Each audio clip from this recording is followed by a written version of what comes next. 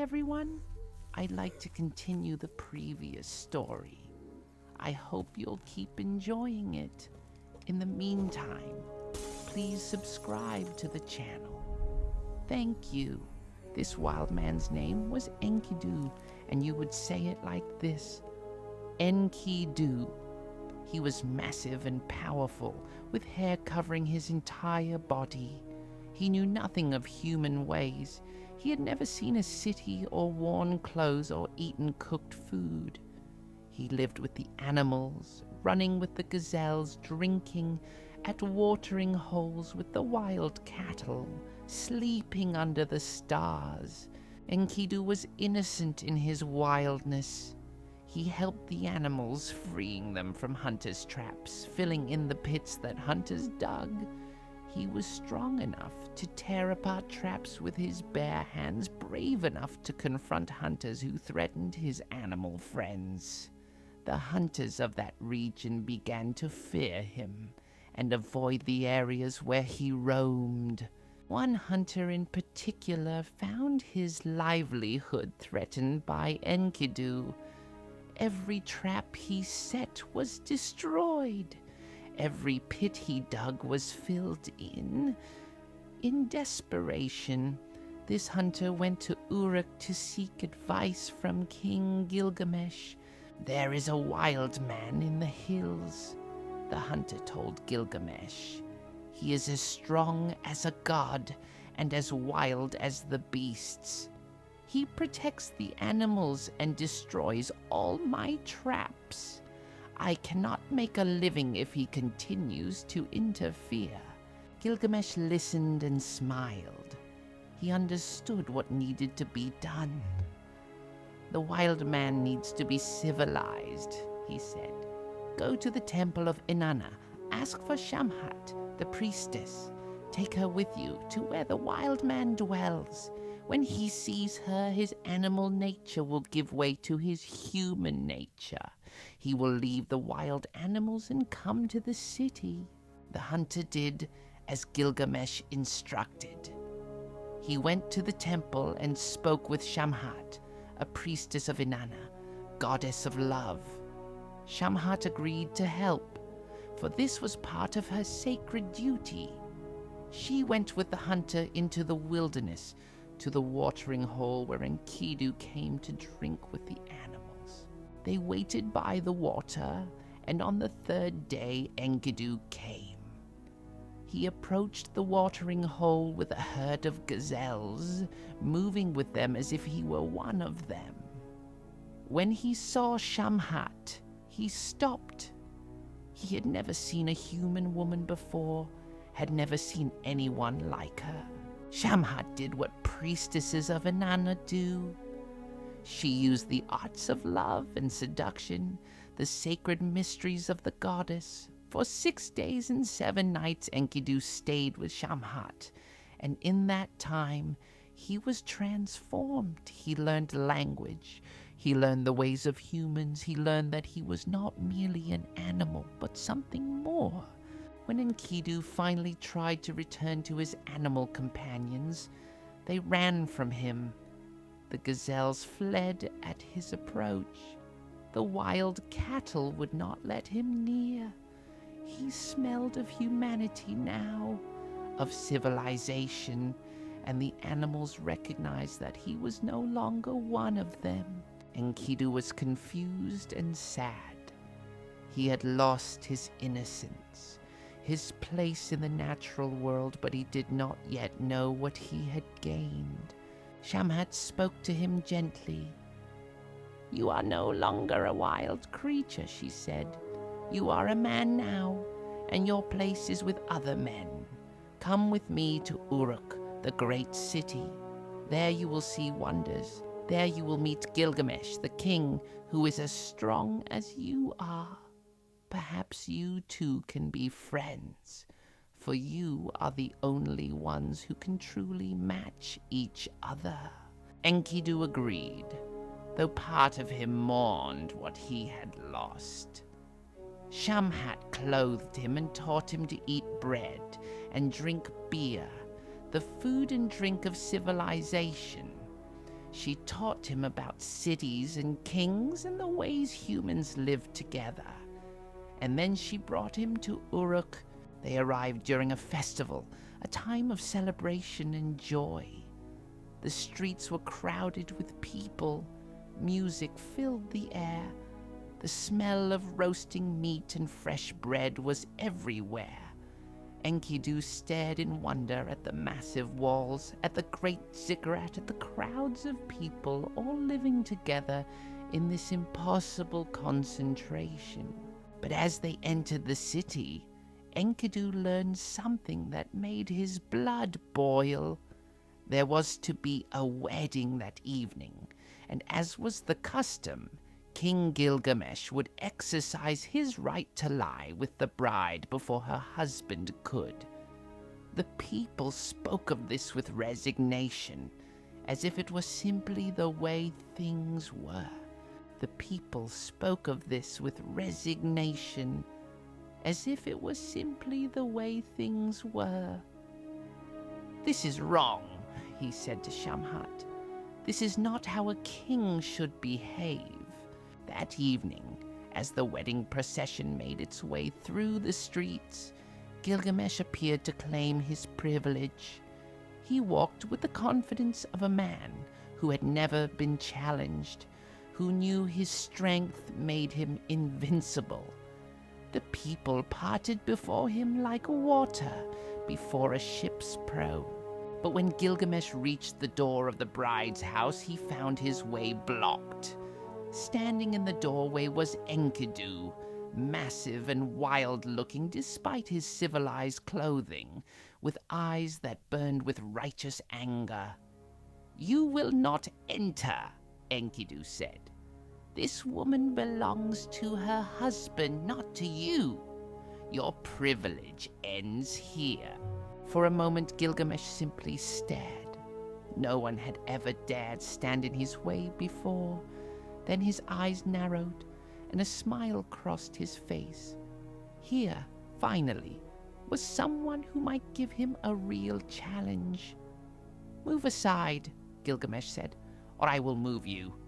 "Try," Enkidu replied. What followed was the greatest wrestling match Uruk had ever seen.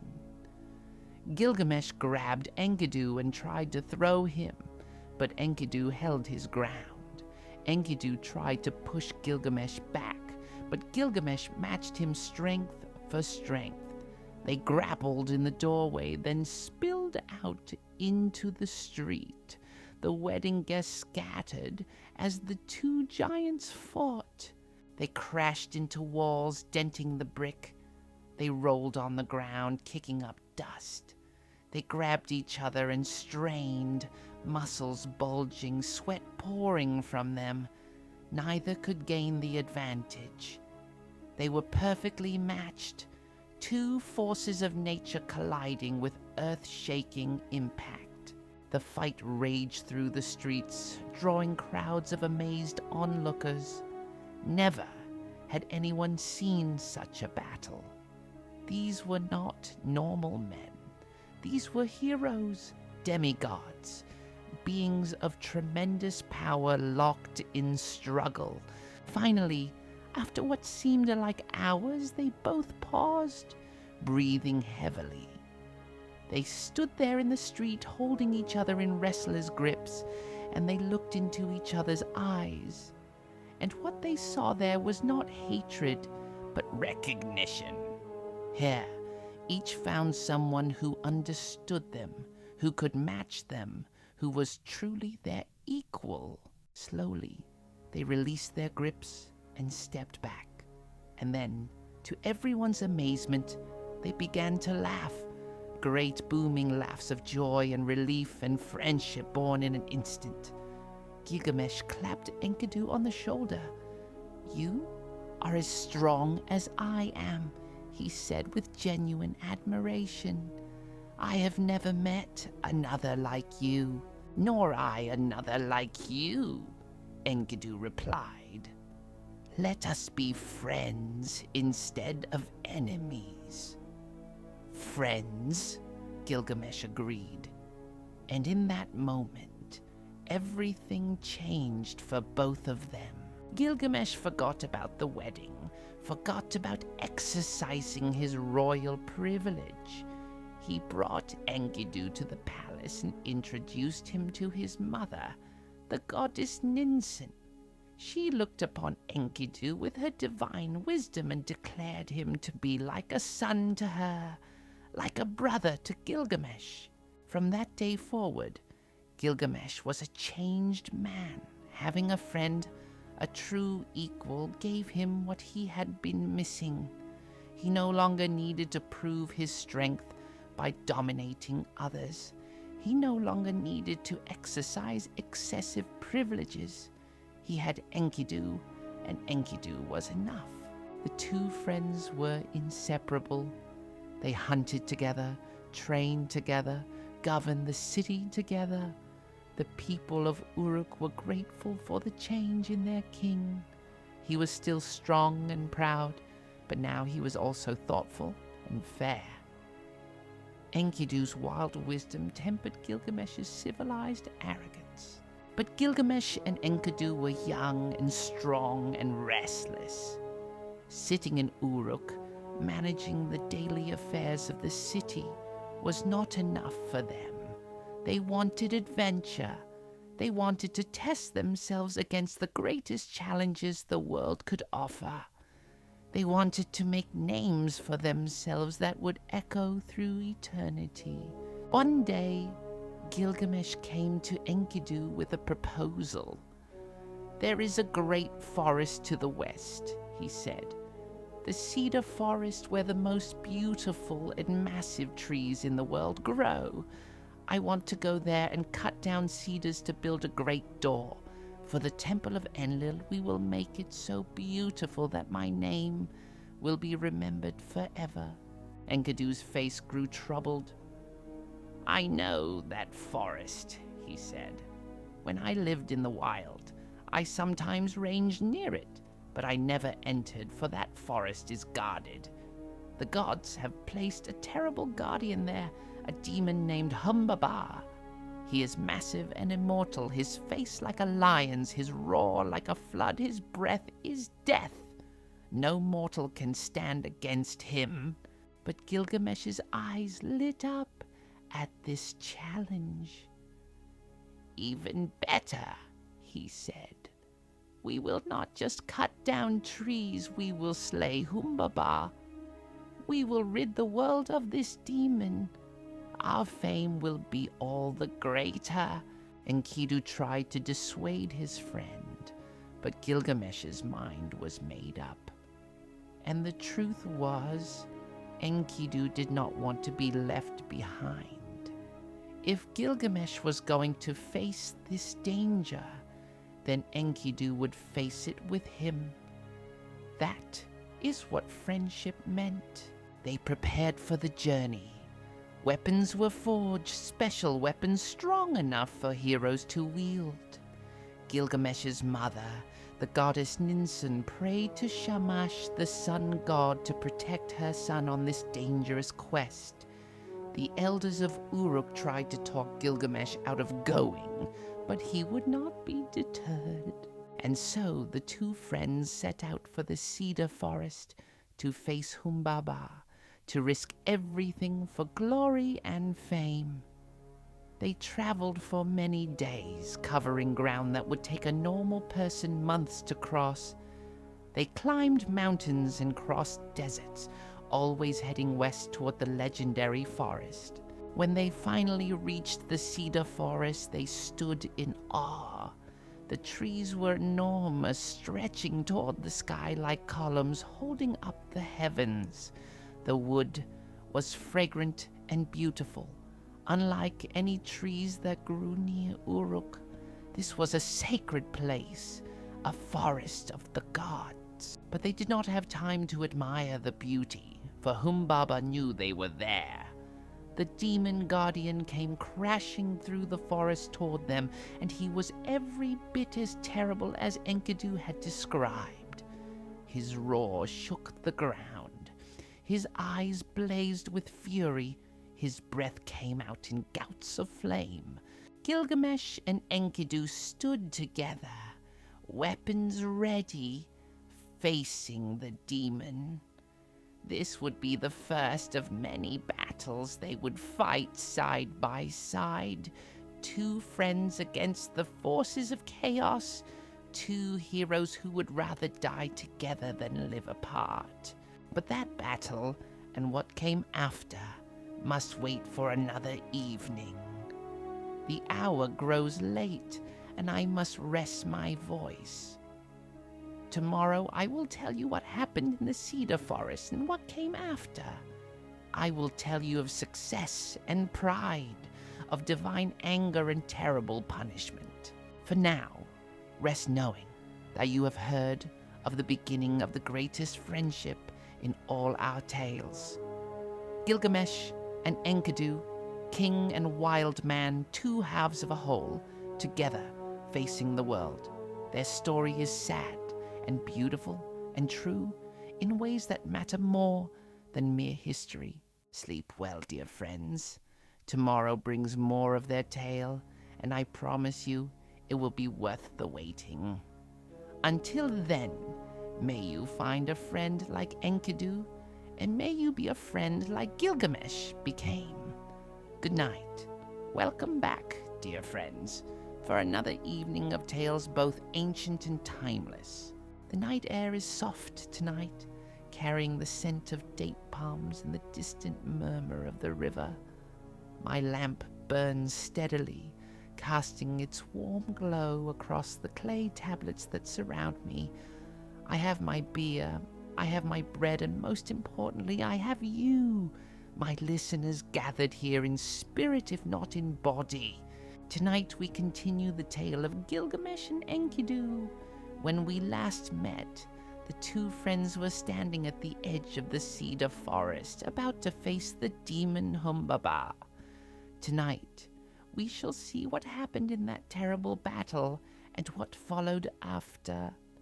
This is where the story turns from adventure to tragedy, from triumph to loss.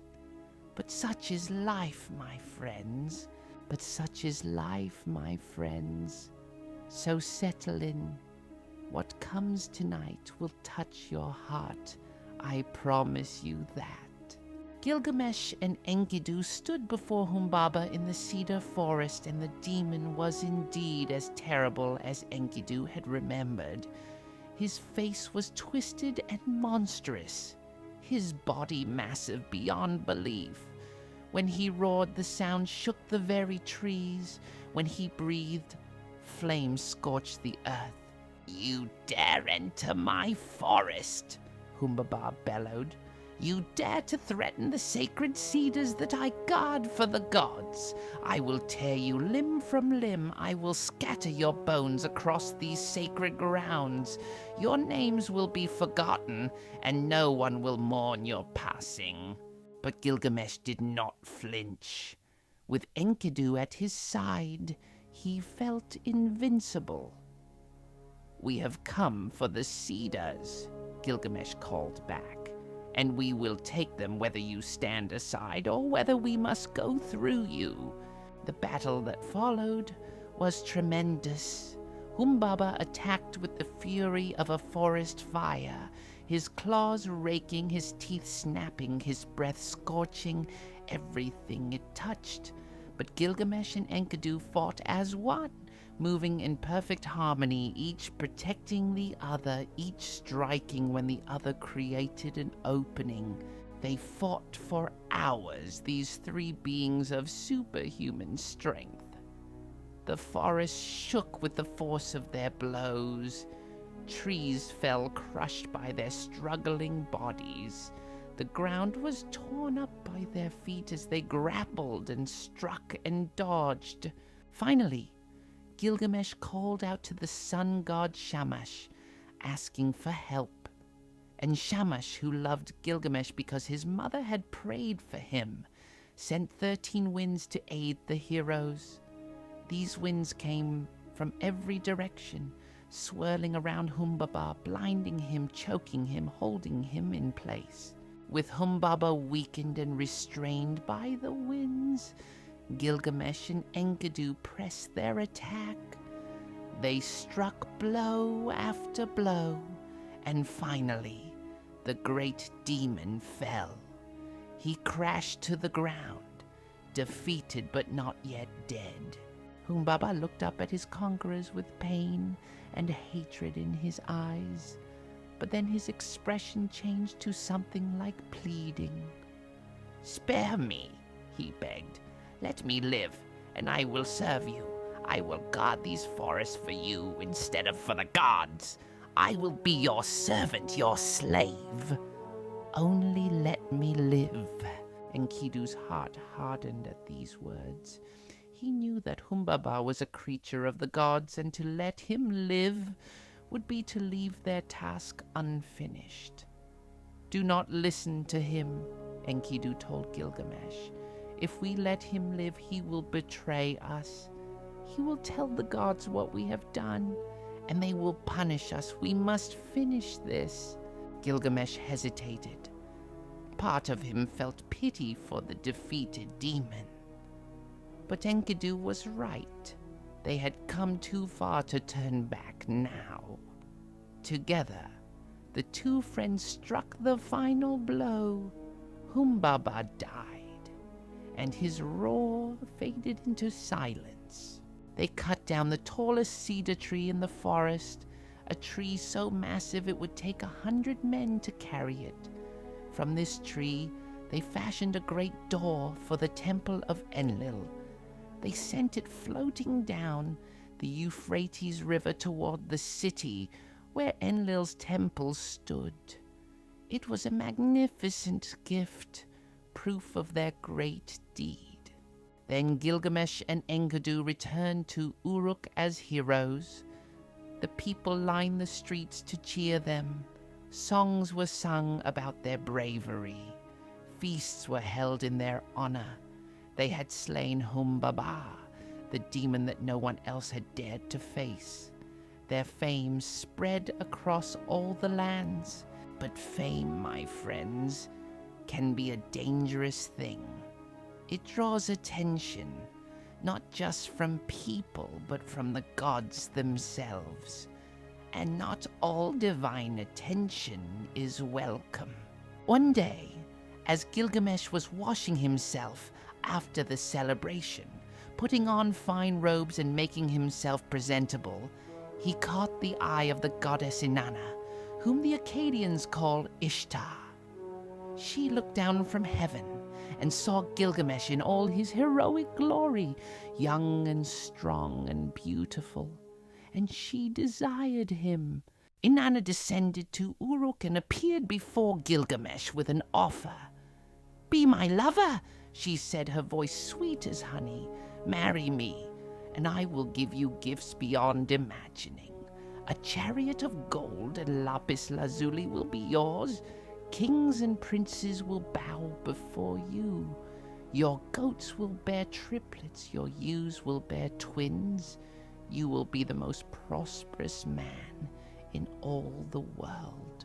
But Gilgamesh, who had never been known for his diplomacy, made a terrible mistake. Instead of politely declining, instead of finding a graceful way to refuse a goddess, he spoke the truth as he saw it, and he spoke it harshly. Why would I marry you?" Gilgamesh asked. "You are like a door that lets in the wind and rain. You are like a shoe that pinches the foot. You are faithless and cruel to your lovers. What happened to Tammuz, the shepherd you loved? You caused his death, and now you mourn him every year. What happened to the bird you loved? You broke his wing. What happened to the lion you loved? You trapped him in pits. What happened to the horse you loved? You made him run until he dropped. Every man you have loved, you have destroyed. Every man you have loved, you have destroyed." Inanna's face went white with rage. No one spoke to a goddess this way. No one insulted Inanna and lived to boast about it. Her desire turned instantly to hatred, her love to fury. She flew up to the heavens and went straight to her father, Anu, the sky god. "Father," she cried, "Gilgamesh has insulted me. He has listed all my lovers and mocked me for their fates. I demand revenge. Give me the bull of heaven to send against him. I will destroy Uruk. I will kill Gilgamesh and make him regret his words." Anu was reluctant. The bull of heaven was a terrible creature, a divine monster of immense power. "If I give you the bull," Anu said, "it will bring 7 years of famine to the land. Are you prepared for that? Have you stored up enough grain to feed the people through 7 years of drought?" "I have made preparations," Inanna lied. She wanted revenge, and she would say anything to get it. "Give me the bull." So Anu gave in to his daughter's demand, as fathers often do even when they know better. He gave her the bull of heaven, and Inanna sent it down to Uruk. The bull appeared in the city like a natural disaster. With its first snort, it opened a pit in the earth that swallowed 100 men. With its second snort, it opened another pit that swallowed 200 more. With its third snort, a pit opened right before Enkidu, who was walking in the street. He nearly fell in but caught himself at the edge. Enkidu was filled with rage at this divine attack on their city. He leapt at the bull, grabbing it by its horns. The bull was immensely strong, thrashing and bucking, trying to throw Enkidu off. Its tail lashed like a whip. Its hooves struck the ground with enough force to crack stone. Gilgamesh came running when he heard the commotion. He saw Enkidu struggling with the bull and immediately joined the fight. Between them, the two heroes managed to wrestle the divine creature to the ground. Gilgamesh drove his sword between the bull's horns, straight into its skull, and the bull of heaven died. The people of Uruk rejoiced.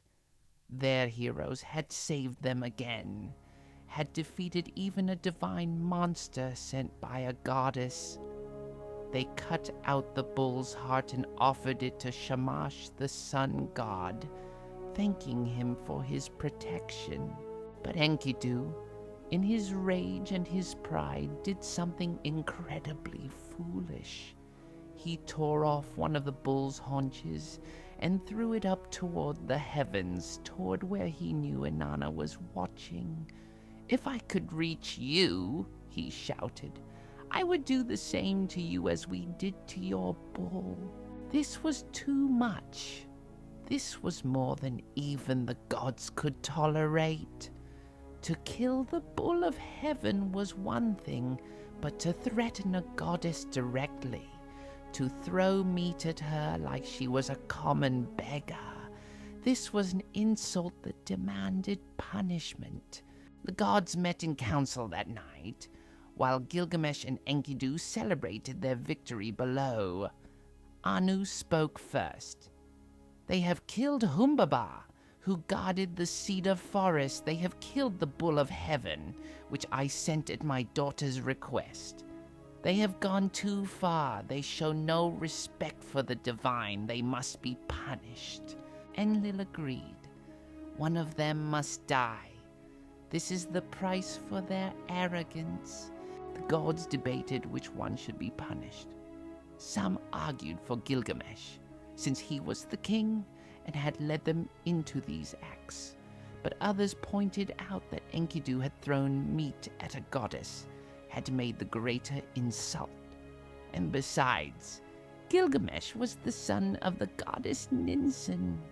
To kill him would offend one of their own.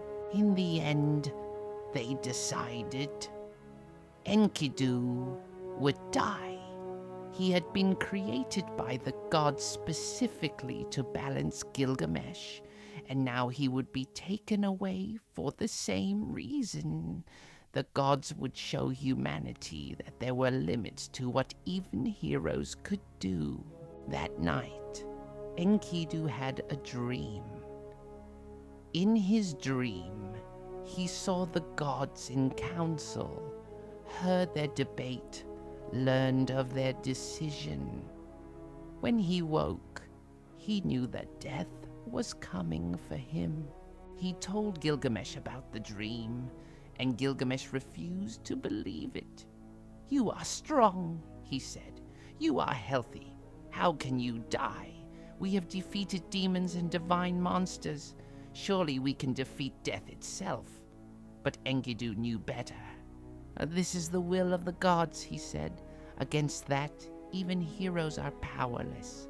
In his fear and anger, Enkidu began to curse. He cursed the door they had made from the sacred cedar, the door that had started all their troubles. He cursed the trapper who had first found him in the wild. He cursed Shamhat, the priestess who had civilized him and brought him to Uruk. But Shamash heard these curses and spoke from the sky. "Why do you curse Shamhat?" the sun god asked. "She gave you civilization. She gave you bread and beer and fine clothes. She gave you Gilgamesh, the greatest friend any man could have. Without her, you would still be running with animals, ignorant and alone. Be grateful for what you had, even if it must end."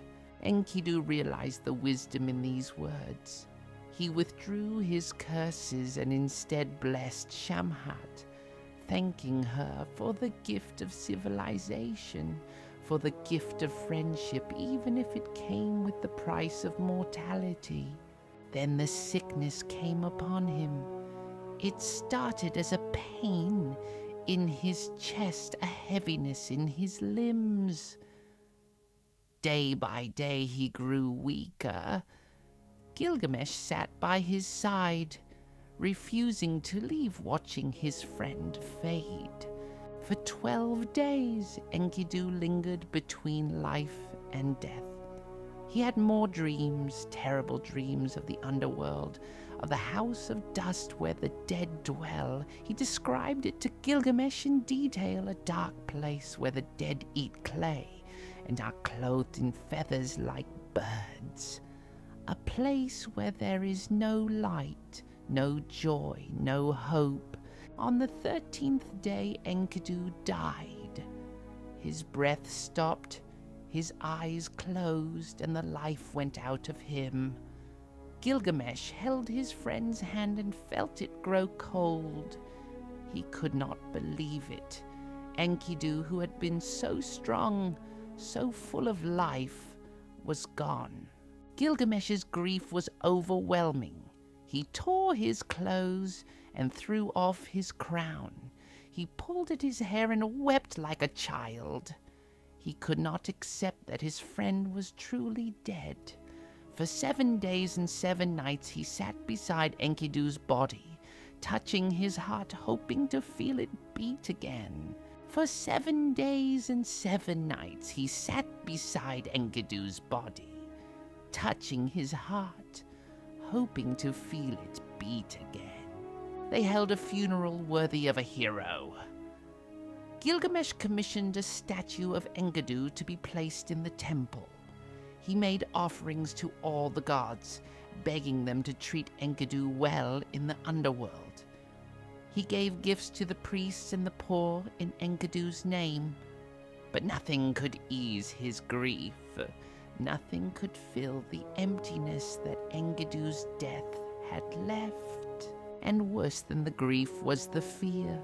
For the first time in his life, Gilgamesh truly understood that he too would die. He had always known it intellectually.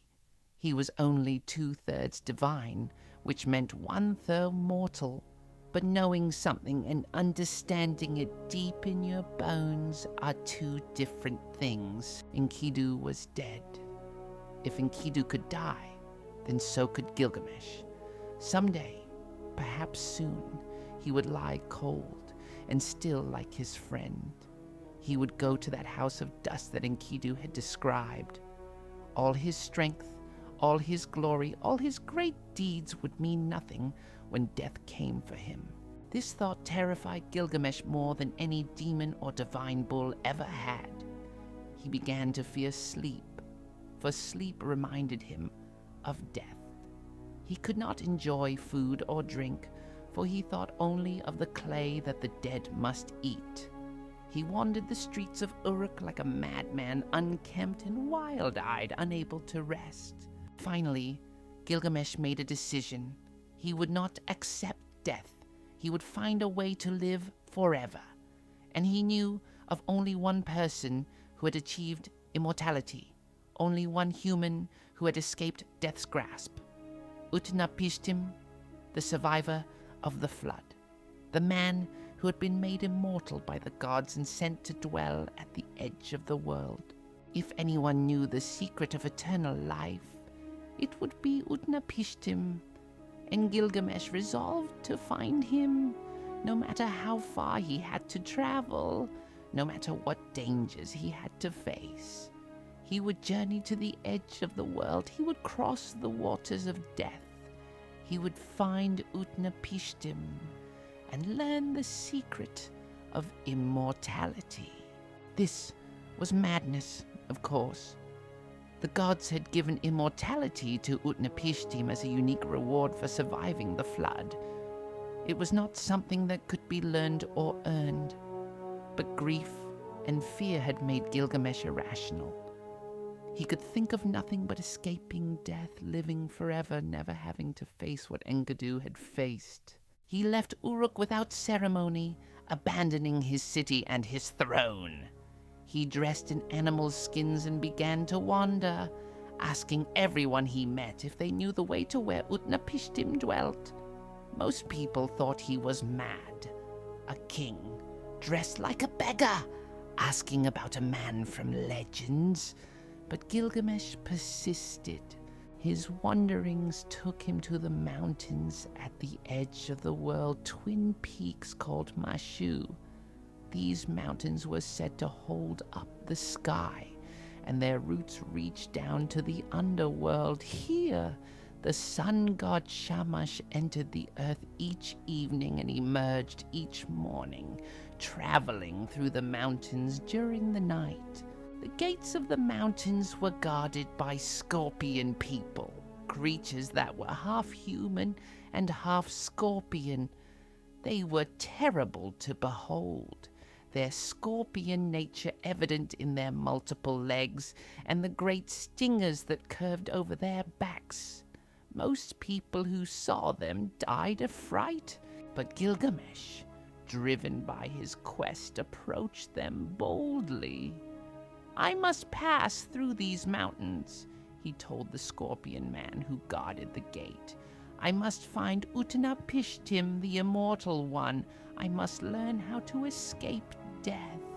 The scorpion man looked at Gilgamesh with pity. "No mortal has ever traveled the path you seek," he said. "It is the path of the sun, dark and long, stretching for 12 leagues with no light anywhere. You will die in the darkness before you reach the other side." "I must try," Gilgamesh insisted. "I cannot live with the knowledge of death hanging over me. I cannot rest until I find a way to live forever."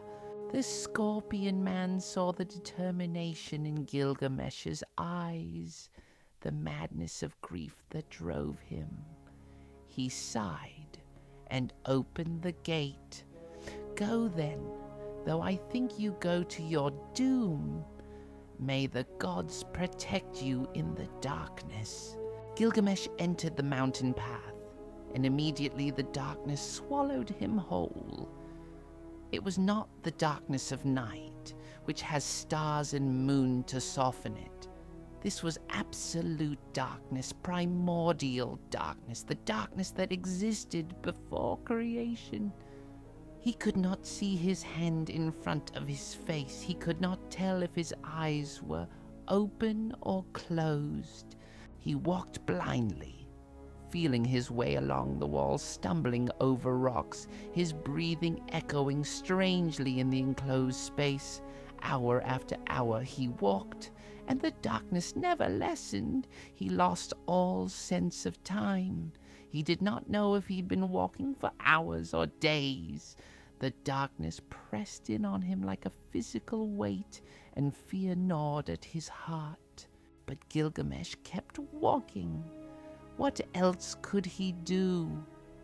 To turn back would be to admit defeat, to accept death.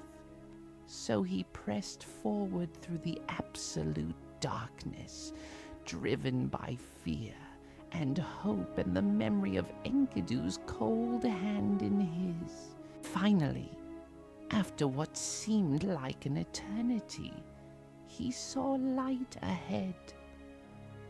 Faint at first, then growing brighter.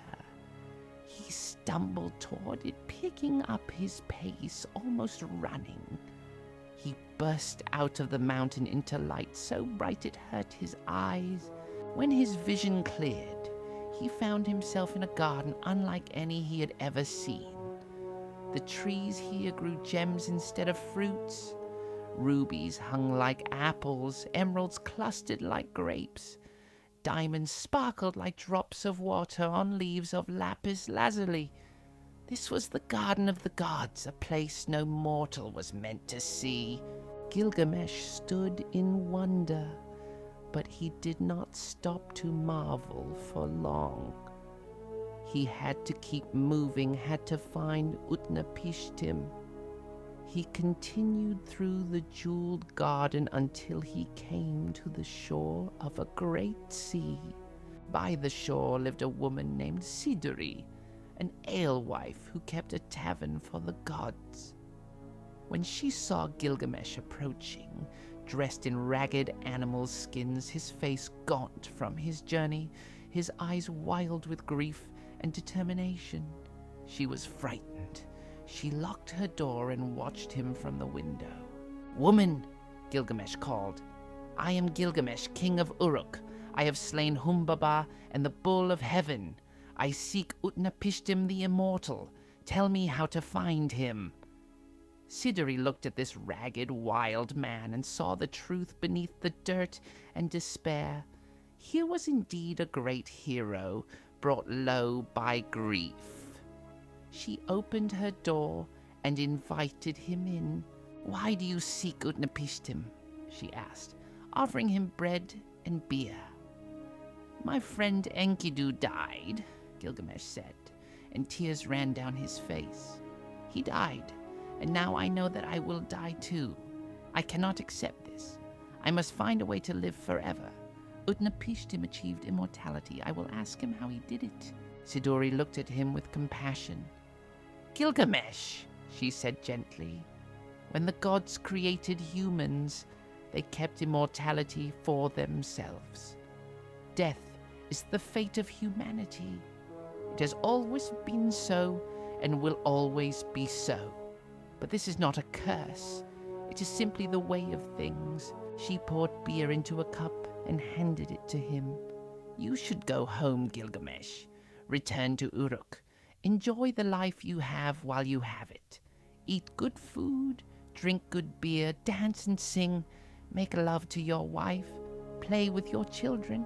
Appreciate each day as the gift it is. This is what humans are meant to do." Her words were wise, perhaps the wisest words anyone had spoken to Gilgamesh in his entire life. But he was not ready to hear them. "Tell me how to find Utnapishtim," he said. "Please." Siduri sighed.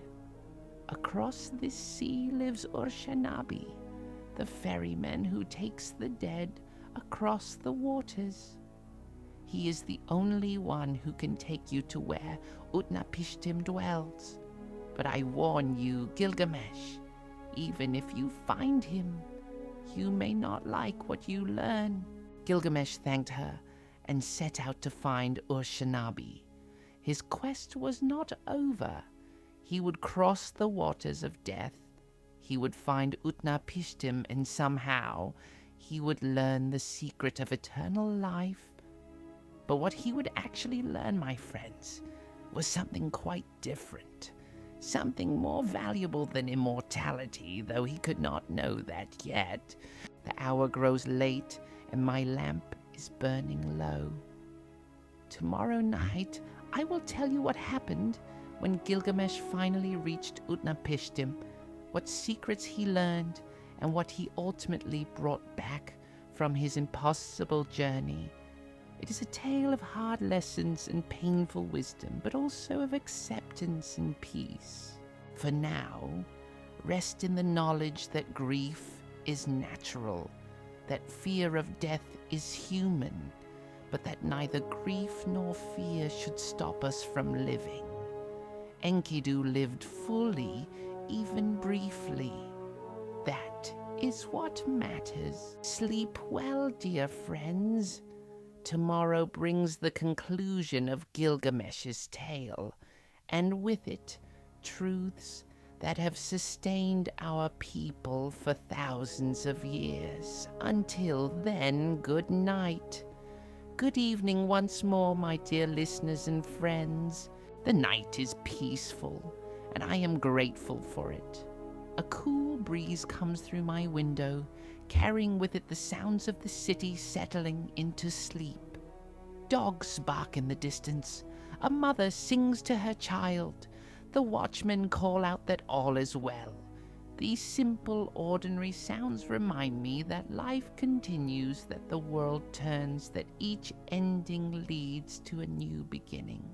Tonight, we conclude the tale of Gilgamesh. When we left him last, he had crossed through the mountains of Mashu, passed through the garden of the gods, and learned from Siduri the alewife that he must find Ur-Shanabi, the ferryman of the dead. Tonight, we shall see what happened when Gilgamesh finally reached Utnapishtim, and what he learned from that meeting. Tonight, we shall see what happened when Gilgamesh finally reached Utnapishtim, and what he learned from that meeting. So settle in one last time for this part of our story. What comes tonight may surprise you, for heroes do not always get what they seek. Sometimes they get what they need instead. Gilgamesh found Ur-Shanabi by the shore of the Great Sea. The ferryman was preparing his boat, a strange vessel made to cross the waters of death. When Ur-Shanabi saw Gilgamesh, he was cautious, for the king looked half mad with grief and exhaustion.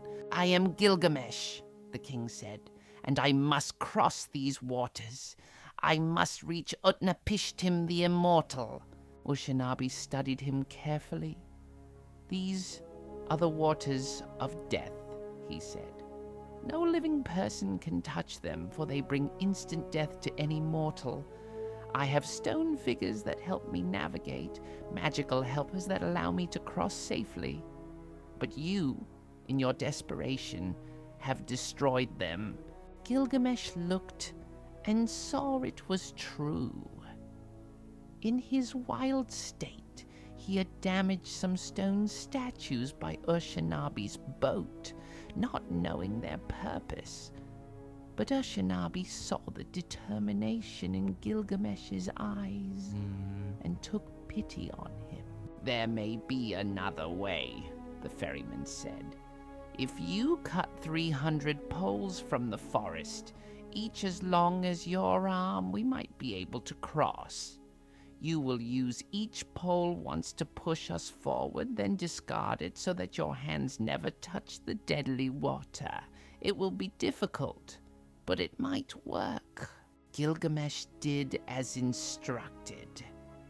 He spent days cutting poles, 300 of them, preparing them to the right length. When all was ready, he and Urshanabi boarded the boat and began the crossing. Pole after pole, Gilgamesh pushed them forward across the water of death. His arms ached, his hands blistered, but he did not stop. One pole, push, discard. Another pole, push, discard, on and on, crossing the impossible sea. Finally, after using all 300 poles, they reached the far shore. There, in a simple dwelling by the water, lived Utnapishtim and his wife. They looked like ordinary humans, not like immortals.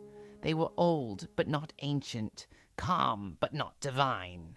They might have been any elderly couple you would meet in any village.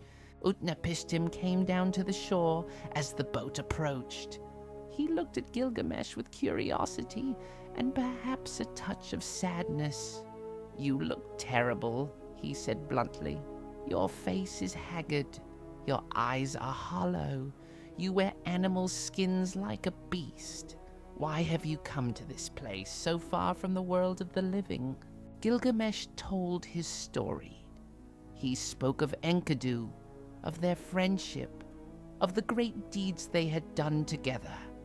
He told of Enkidu's death and his own overwhelming grief.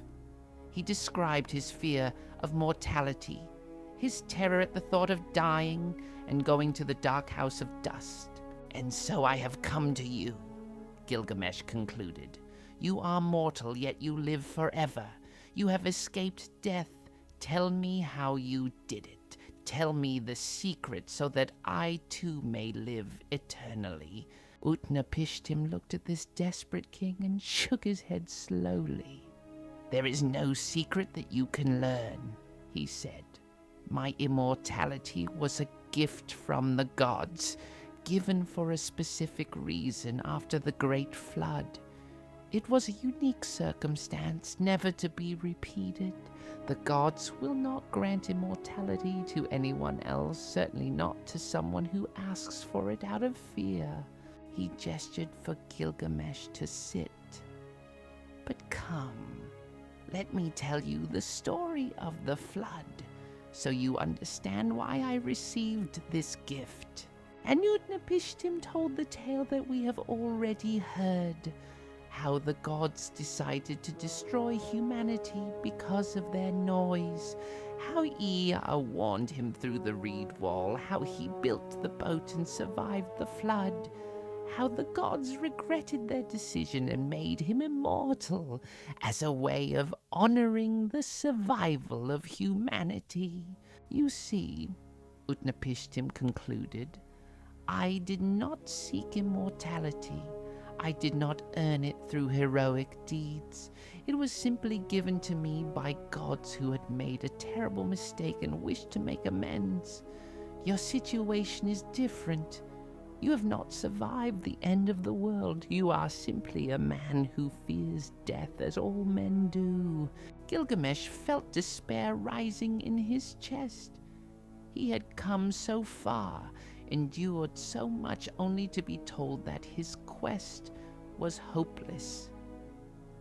"Is there nothing I can do?" he asked. "Or no test I can pass, no deed I can perform?" Utnapishtim thought for a moment. "Let me offer you a challenge," he said. "Death's brother is sleep. If you can stay awake for 6 days and 7 nights, if you can conquer sleep, then perhaps you have the strength to conquer death."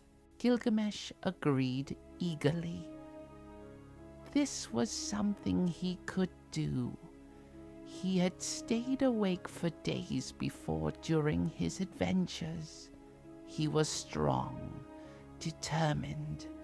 Surely he could manage 6 days and 7 nights, but Gilgamesh had been traveling for weeks, pushing himself to the edge of exhaustion.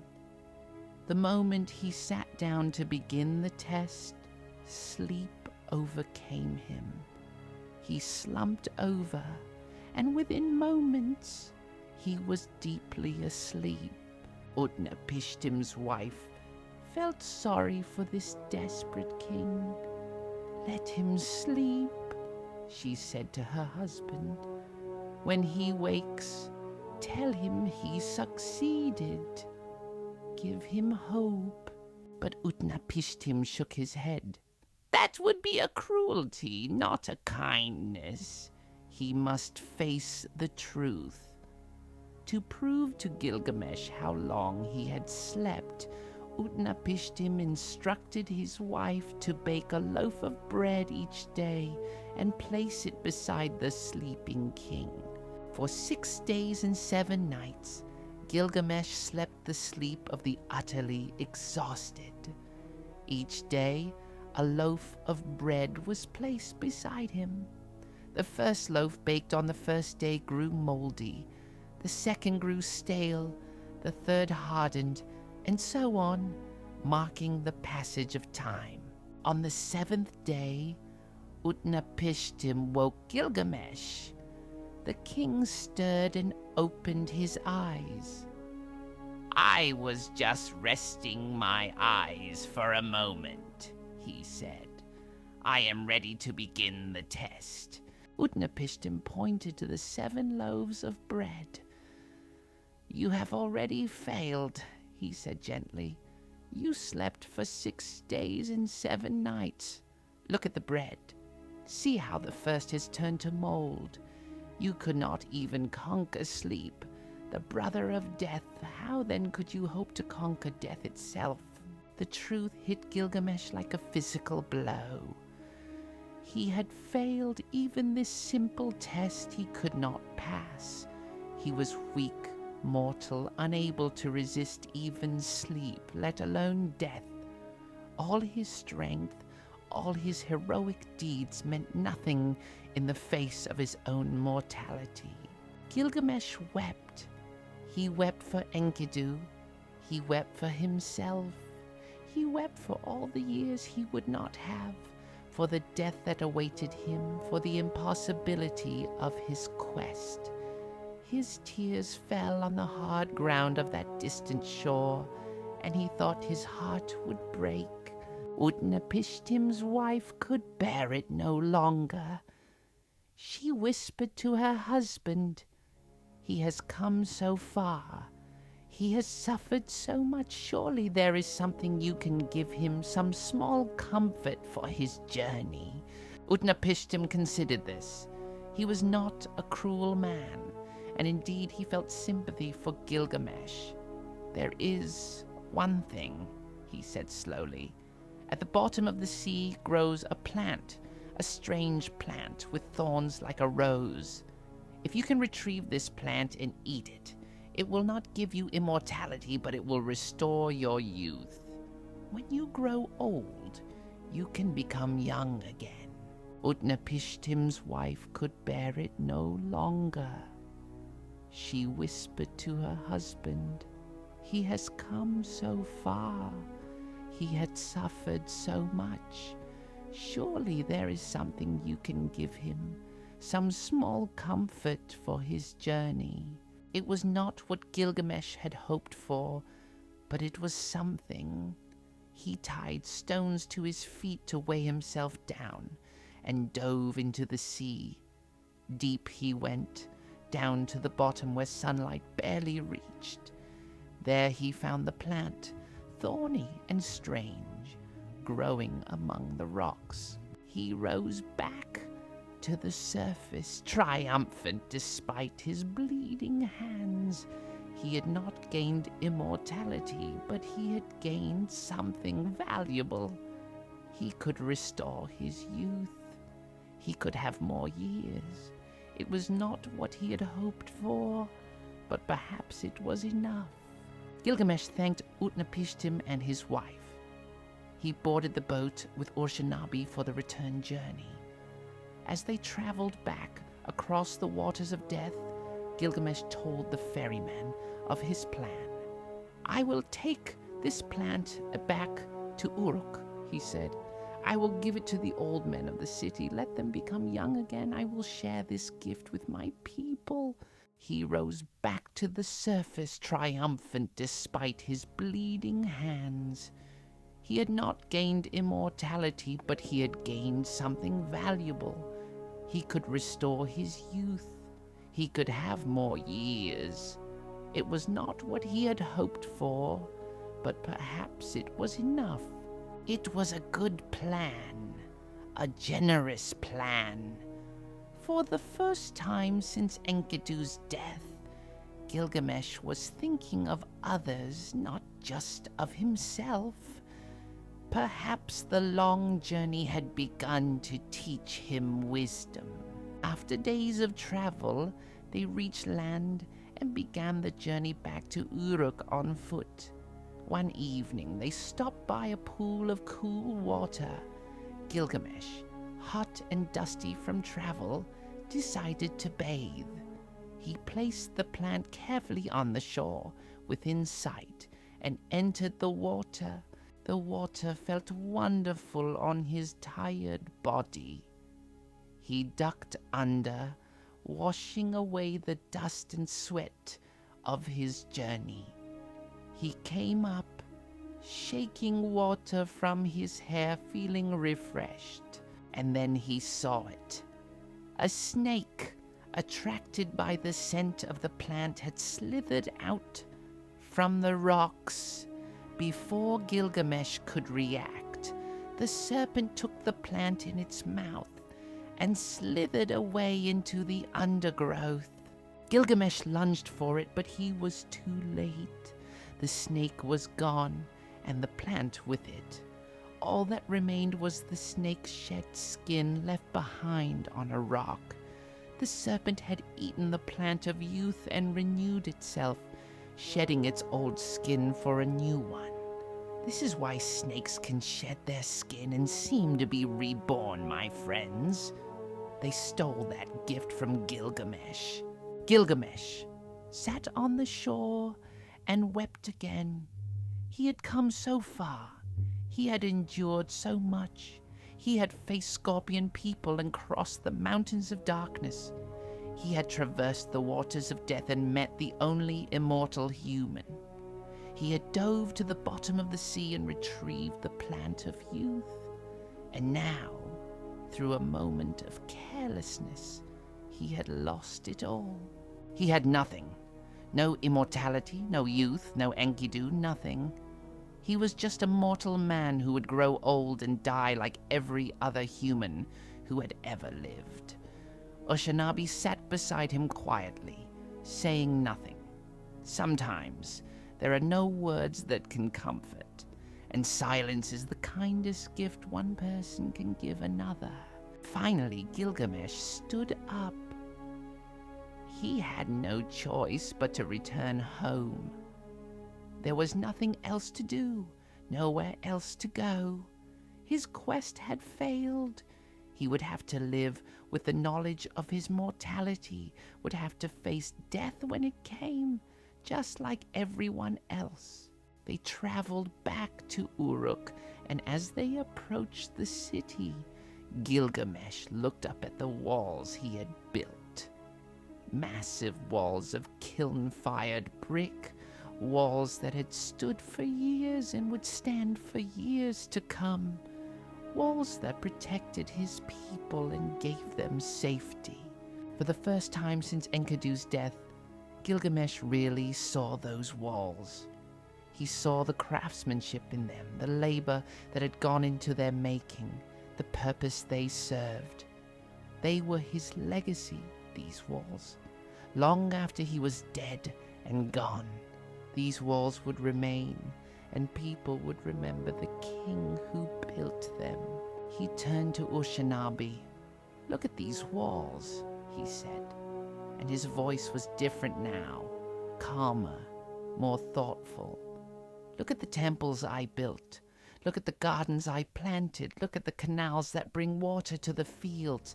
These will outlast me. These are my immortality, not some magical plant or gift from the gods. They entered the city And Gilgamesh walked through streets he had walked 1,000 times before, but now he saw them with new eyes. He saw the children playing, the merchants selling their wares, the craftsmen at their work, the life of the city flowing around him like a river. These people depended on him. They needed a king who was present, not one who was off chasing impossible dreams. They needed someone to maintain order, to ensure justice, to protect them from threats both human and divine. That was his duty, his purpose, his reason for being. Gilgamesh went to Enkidu's tomb, the statue he had commissioned, and he spoke to his dead friend. "I tried to escape death," he said softly. "I traveled to the end of the world to find a way to live forever. But I learned something on that journey. I learned that death is not the enemy. Fear is the enemy. Forgetting to live while we are alive is the enemy." He touched the cold stone of the statue. "You lived fully, my friend. You ran with the gazelles, you learned the ways of civilization, you found friendship, you performed great deeds. Your life was short, but it was full. That is what matters. Not how long we live, but how well we live." Gilgamesh returned to his palace and took up the duties of kingship again. He was changed now, tempered by grief and failure, made wise by his journey. He ruled with more compassion than before, with more thought for his people's needs than for his own glory. He became the king that Uruk needed, the king he should have been all along. And when he finally died, many years later, he died peacefully, knowing that he had lived well, had ruled well, had left behind works that would outlast him. The walls of Uruk still stand. The canals he dug still bring water to thirsty fields. The temples he built still serve their purpose. That is immortality. Not living forever in the flesh, but living on in memory, in works, in the lives we touch and the legacies we leave behind. This is what Gilgamesh learned, and this is what I hope you learn from his story. We are mortal. We will die. This is not a curse, but simply the nature of being human. What matters is not how long we live, but what we do with the time we have. Love deeply as Gilgamesh loved Enkidu. Create things that last as Gilgamesh built his walls. Face your fears as Gilgamesh crossed the waters of death. And when you fail, as Gilgamesh lost his plant of youth, learn from that failure and become wiser. Death is coming for all of us, my friends. This is certain. But until that day, we are alive. We can eat and drink and laugh. We can love and create and learn. We can make our small corner of the world a little better than we found it. This is what it means to be human. This is the gift we were given when Ea shaped us from clay and divine blood. The story of Gilgamesh is done, but our tales are not quite finished. Tomorrow night, for our final gathering, I will tell you of the underworld, of the dark place where the dead dwell. I will tell you of the gods who rule there, and of the journey that all souls must make. I will tell you of the gods who rule there, and of the journey that all souls must make. Death is coming for all of us, my friends. This is certain. But until that day, we are alive. We can eat and drink and laugh. We can love and create and learn. We can make our small corner of the world a little better than we found it. This is what it means to be human. This is the gift we were given when Ea shaped us from clay and divine blood. But for tonight, rest in the knowledge that Gilgamesh found peace. He accepted his mortality and lived well. You can do the same. Make the most of your days, for they are numbered, but precious. Sleep well, dear friends. Tomorrow brings our final tale, and then our time together will be done. Until then, may you appreciate the gift of life, and may you use it wisely. Good night. Welcome, dear friends, to our final evening together, to the last of the tales I have to share. The lamp burns low tonight, as all things must end. The oil is nearly spent, but there is enough for one more story, one more journey into the ancient wisdom of our people. Outside, the city of Uruk sleeps peacefully. The Euphrates flows on as it always has, carrying water and life to the land. Tonight, I will tell you of the underworld, that dark place that waits for all of us at the end of our days. It is not a pleasant tale, not meant to comfort, but it is a true one. And in understanding what awaits us after death, perhaps we can better appreciate the life we have now. So gather close one final time. Let us speak of Ikkala, the land of no return, and of the gods who rule there. Let us understand the fate that awaits all souls, kings and beggars alike. And then at the end, I will offer you what wisdom an old scribe can provide before we part ways. The underworld has many names. We call it Irkala, or Kur, or simply the land of no return. It lies beneath the earth, in the deep places where sunlight never reaches. To get there, one must cross 7 gates, each one stripping away something from the soul that passes through. The queen of the underworld is Ereshkigal, and you would say her name like this, Ereshkigal. She is Inanna's older sister, though the two could not be more different. Where Inanna is the goddess of love and beauty and life, Ereshkigal is the goddess of death and darkness and endings. She did not choose to rule the underworld. Ereshkigal sits on her throne in the great hall of the dead, and her word is law in that dark domain. She is not cruel by nature, but she is implacable. The dead belong to her, and she does not release them. To rule the underworld is to enforce the ultimate law of the cosmos, that all living things must die, and the dead must stay dead. Beside Ereshkigal stands her consort, Nergal, god of plague and death. His story of how he came to be king of the underworld is itself interesting. He was once a god of the upper world, but he insulted Ereshkigal, and she demanded he be sent to her realm as punishment. When he arrived, she fell in love with him, or something like love. They struggled with each other, both literally and figuratively, until finally they agreed to rule together. Some say it is a partnership of equals. The underworld itself is a grim place, my friends. Enkidu described it to Gilgamesh, remember? It is a house of dust. The dead eat clay and drink muddy water.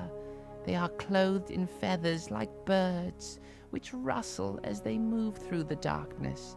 There is no light in Irkala, only eternal darkness. There is no joy, only the memory of joy that makes the darkness harder to bear. The dead do not truly live in the underworld. They exist, suspended in a state between being and nothingness. They cannot leave, cannot change, cannot grow. They simply are, forever and ever in the dust and the dark. Kings and slaves, heroes and cowards, all are equal in the underworld. The crown you wore in life means nothing there. The wealth you accumulated crumbles to dust. The great deeds you performed are forgotten. You sit in the dust like everyone else, clothed in feathers, eating clay, waiting for nothing, because nothing ever changes in the land of the dead. This is why the ancient kings of our land built such great tombs and were buried with such treasure. They hoped, perhaps, to carry something of their earthly glory into the next world, but it does not work. The dead are the dead, and earthly things have no power in Arkala. Yet the dead are not completely without connection to the world above. They can be called upon by the living, their wisdom sought, their blessings requested. The dead know things that the living do not, for they have crossed the final boundary and seen what lies beyond. The dead know things that the living do not, for they have crossed the final boundary and seen what lies beyond. There was a time when even Inanna, the great goddess, descended to the underworld. This is one of the most important stories our people tell, for it teaches us about the power of death and the cycle of life.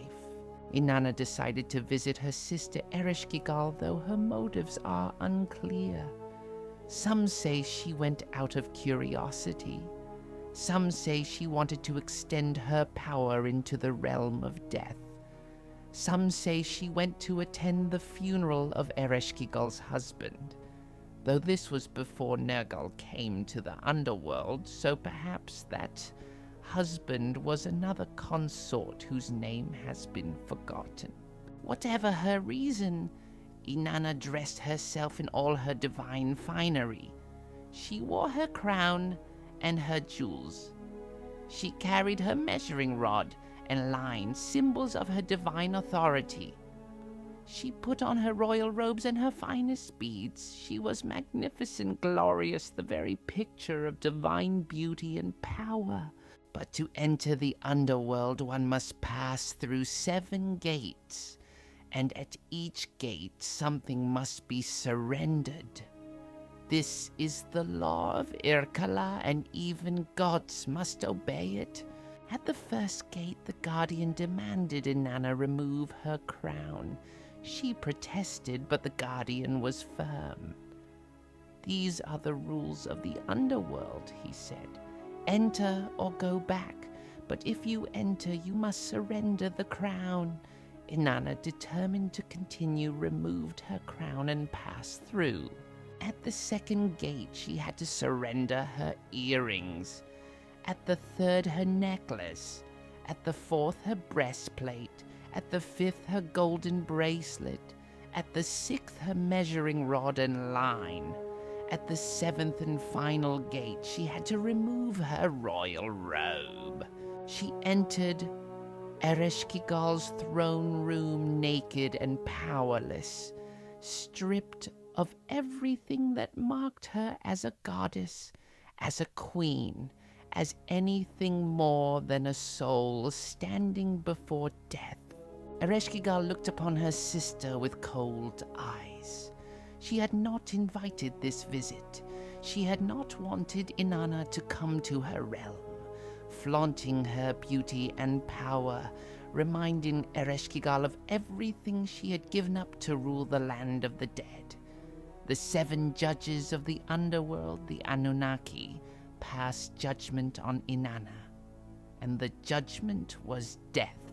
Inanna died. Her body was hung on a hook on the wall like a piece of meat. The great goddess of love and life was killed, trapped in the underworld, subject to the same laws as any mortal who dies. In the world above, everything began to die. Without Inanna, there was no love, no fertility, no growth. Crops withered, animals stopped mating, no children were conceived. The world was sliding toward death, becoming cold and barren. The gods grew alarmed. They went to Ea, clever Ea, and begged him to save Inanna. Ea created two beings, neither male nor female, neither alive nor dead, creatures who could travel to the underworld without being subject to its full laws. He sent them to Ereshkigal with instructions to sympathize with her pain. These creatures found Ereshkigal in her throne room, moaning and groaning with the pain of giving birth. For even the queen of the dead suffers the pains of life. They listened to her complaints with genuine sympathy, and she, touched by their compassion, offered them a reward. "Ask what you will," Ereshkigal said, "and I will grant it. We ask only for the corpse that hangs on the wall," they said, pointing to Inanna's body. Ereshkigal was bound by her promise. She allowed them to take Inanna's body. They sprinkled it with the water of life and the food of life that Ea had given them, and Inanna lived again. She was permitted to leave the underworld to return to the world above, but there was a price. The laws of the underworld are clear. No one leaves unless someone takes their place. Inanna would have to provide a substitute, someone to remain in Irkalla while she returned to life. When Inanna emerged from the underworld, she found her husband Dumuzi sitting on her throne, wearing her crown, apparently unconcerned about her absence. Angry at his lack of grief, she decreed that he would be her substitute. Demons dragged Dumuzi down to the underworld to take Inanna's place, but Dumuzi's sister loved him and offered to spend half the year in the underworld so that her brother could spend the other half in the world above. This is why we have seasons, my friends. When Dumuzi is in the underworld, the earth mourns and becomes cold and barren. This is winter. When he returns to the surface, the earth rejoices and becomes green and fertile. This is summer. This story teaches us many things. It teaches us that even gods can die, that death is the great equalizer. It teaches us that there is a price for everything, that life and death must be in balance, and it teaches us that nothing, not even death, is truly permanent. Things change, cycles continue, and what seems like an ending may simply be a transformation. The Mesopotamians, our ancestors and my people, understood death not as an end to be feared, but as a natural part of the cycle of existence. Yes, the underworld is dark and grim. Yes, the dead eat clay and sit in dust. But this is simply the way of things, as natural as the sun setting each evening or crops being harvested in autumn to prepare for death. We must live well. We must honor the gods with proper offerings.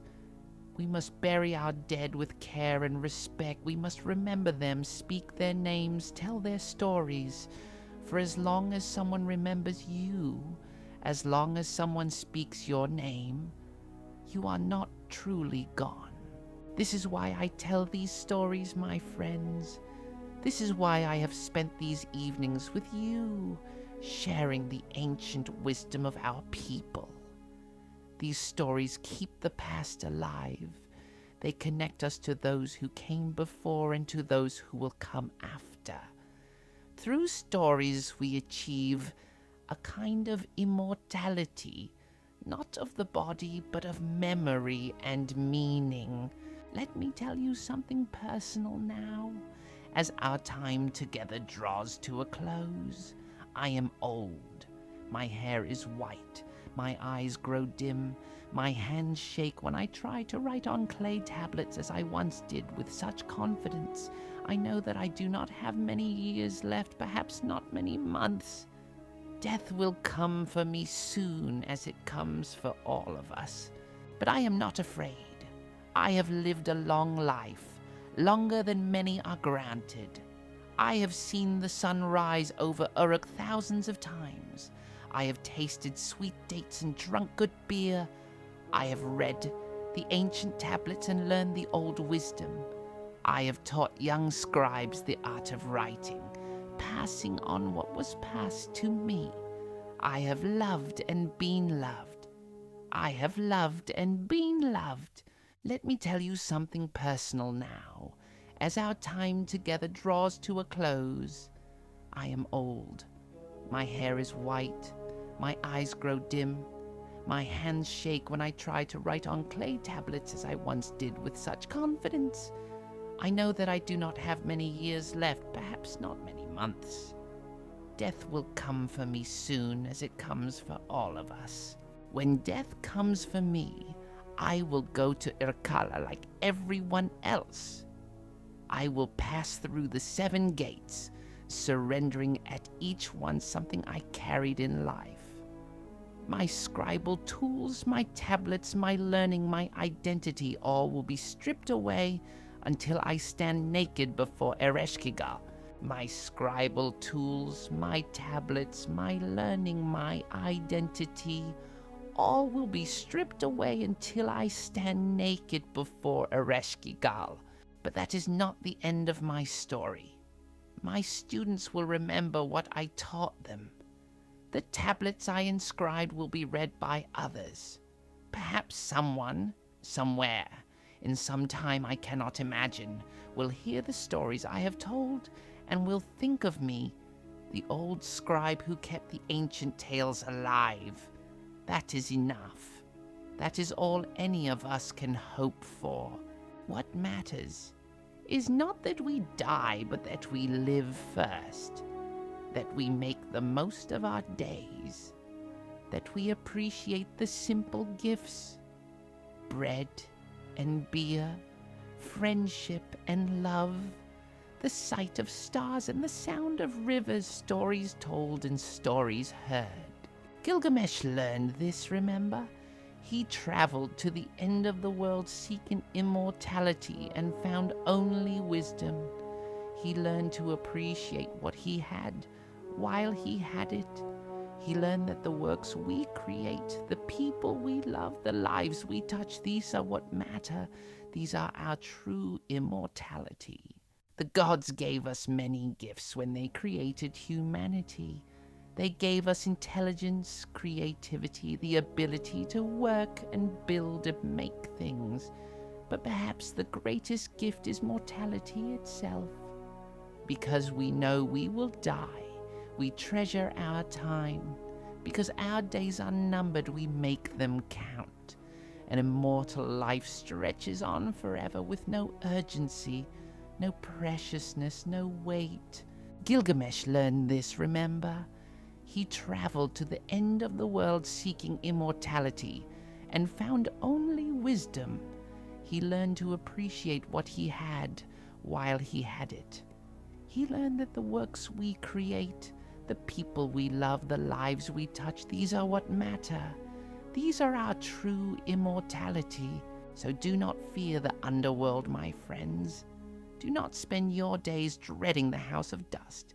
Instead, live fully and well, eat good food, drink good beer, dance and sing, love deeply, work with purpose, create things that will outlast you, be kind to others, for they too are mortal and struggling with the same fears and hopes as you. Honor the gods with proper offerings, yes, but also honor life itself by living it well. The gods gave us this world, this beautiful world, with its rivers and mountains, its cities and fields, its cycles of planting and harvest. They gave us each other, the ability to form bonds of friendship and family. They gave us each other, the ability to form bonds of friendship and family. These are precious gifts. Do not waste them in fear of death. Death will come when it comes. Until then, you are alive. Act like it. And when your time does come, when you pass through those 7 gates and stand before Ereshkigal, go with dignity. You will have lived as humans are meant to live, making the most of your mortal span. You will join all those who came before you in the house of dust, but you will join them having truly lived, having used your time well, having left behind something of value.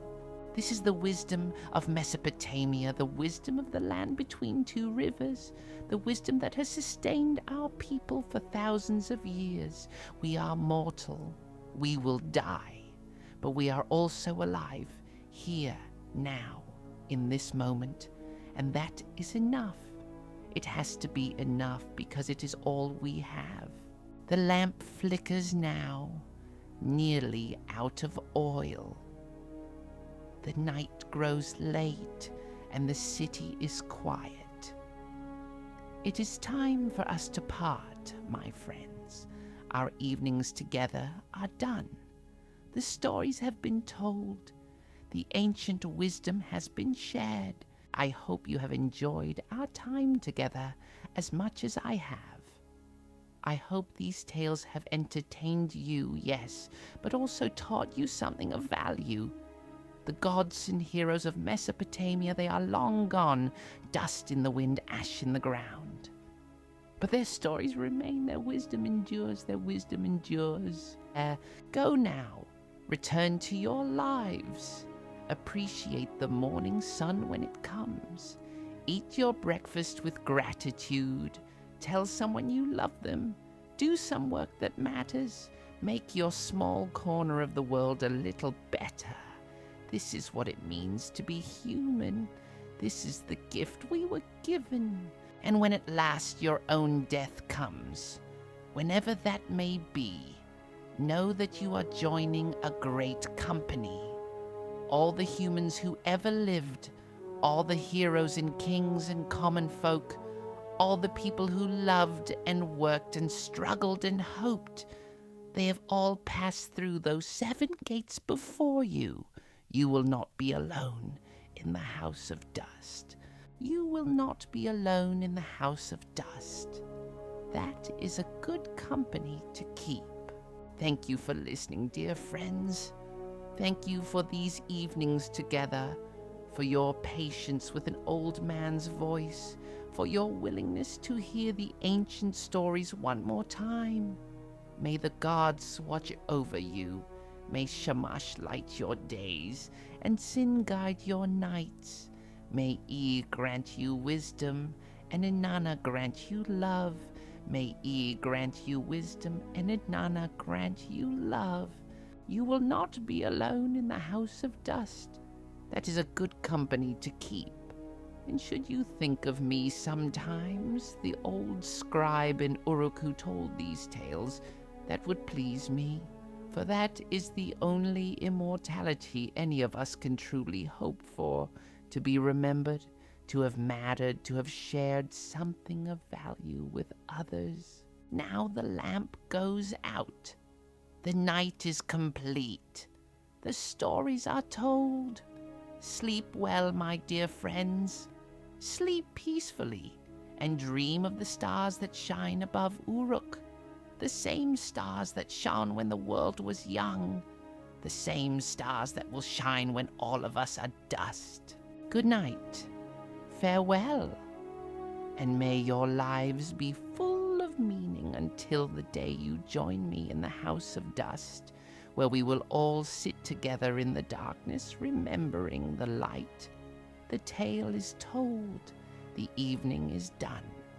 Rest now, and be at peace.